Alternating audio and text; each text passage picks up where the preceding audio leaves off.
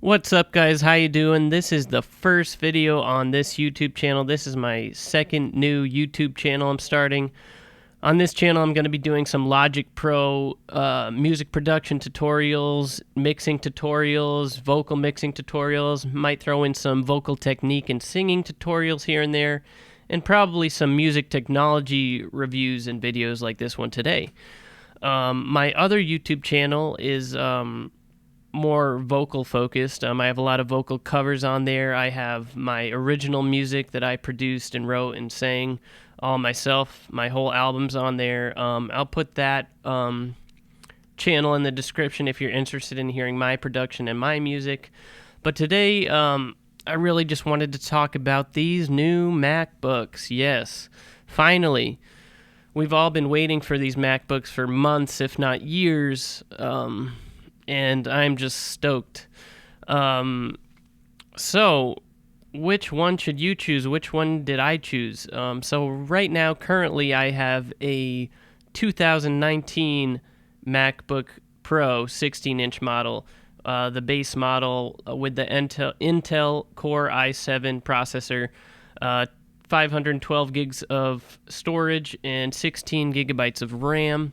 And it's done me, it's been working pretty well for the past couple of years. Before that, I had the MacBook Pro 15-inch with the terrible scissor keyboard that broke on me and was a huge pain. So this is the first laptop, the 2019, that has actually been pretty decent for me as far as music production. I produced my whole album on this 2019 16-inch, and I used a ton of plugins, ton of virtual instruments. Most of my tracks on my album ranged from 50 to over 100 tracks on each song. One of my songs had over 130 tracks in the session, and my computer handled it pretty well, but I had to freeze all the tracks in order to mix it. If I didn't freeze the tracks, no way could my computer handle it. And that's where it becomes a little bit annoying. So when I'm in the tracking stage of recording a song, and especially recently, I love to use a lot of output plugins, native instrument plugins that use a lot of CPU. These large like orchestral libraries or the output libraries, they eat up your CPU like that. And a lot of times, I'm producing a song and I want several instances of these plugins.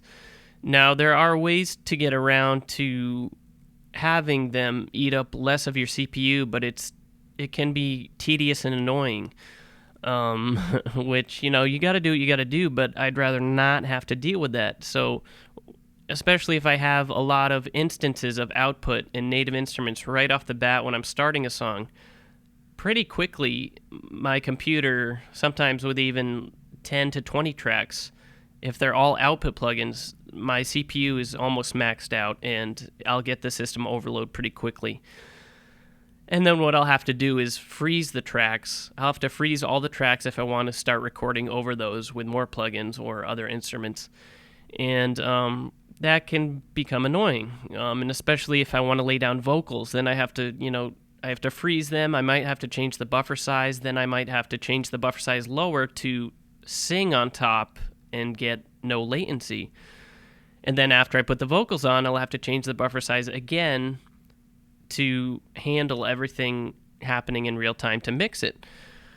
So that's, for me, the biggest annoying issue I run into, especially lately. Before, I used more stock plugins, stock instruments that used less CPU, but as my production kind of grew and expanded and got more complex, and I started using bigger sound libraries, it starts eating up your CPU a lot quicker.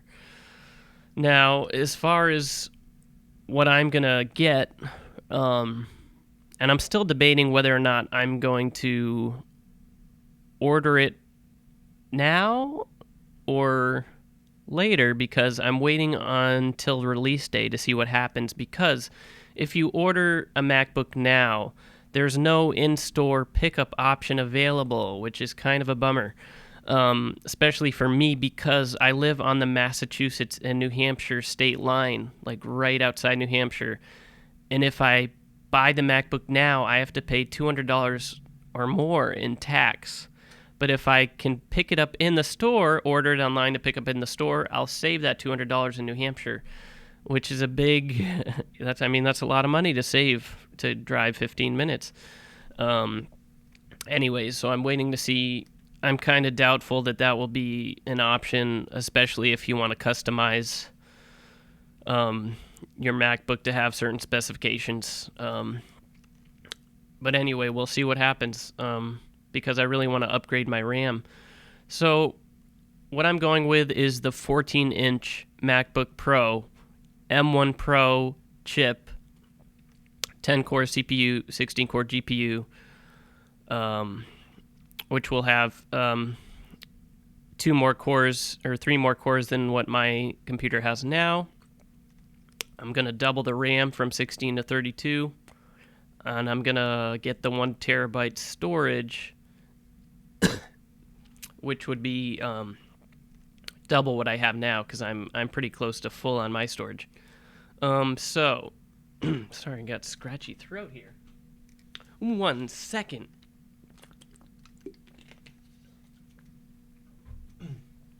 So why I'm going from 16 to 14 inch?